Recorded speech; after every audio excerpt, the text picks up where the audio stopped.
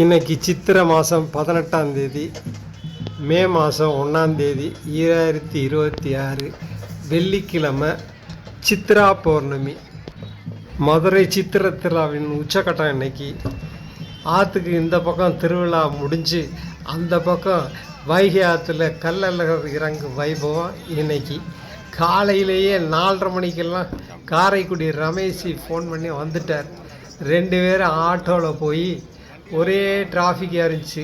அதிகாலையிலேயே ஆட்டோக்காரரு இங்கே நேதாஜி ரோட்லேருந்து அந்த பாலத்தில் கொண்டு இறக்கி விட்றதுக்கு 150 ரூபா கேட்டார்.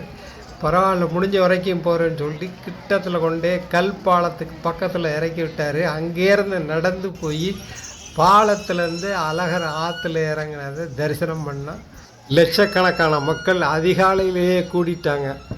அந்த அதிகாலை பொழுது மிக அற்புதமாக இருந்தது. இந்த கூட்டத்தில் இவ்வளோ தூரத்துலேருந்து அழகரை ஏதோ தூரத்துலேருந்து பார்த்தோம். செல்ஃபோன்றதுனால இங்கேருந்து எடுத்து ஜூம் பண்ணி அந்த செல்லில் கொஞ்சம் பார்த்துக்க முடிஞ்சது.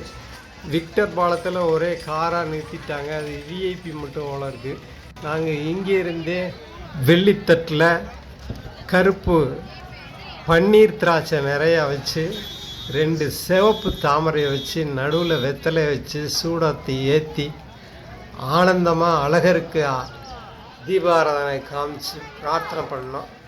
நிறைய மக்கள் செம்பில் நாட்டு சர்க்கரையை வச்சு அதில் பொட்டுக்களையும் சேர்த்து அழகருக்கு தீபம் காமிச்சிட்டு சர்க்கரையெல்லாம் கொடுத்தாங்க.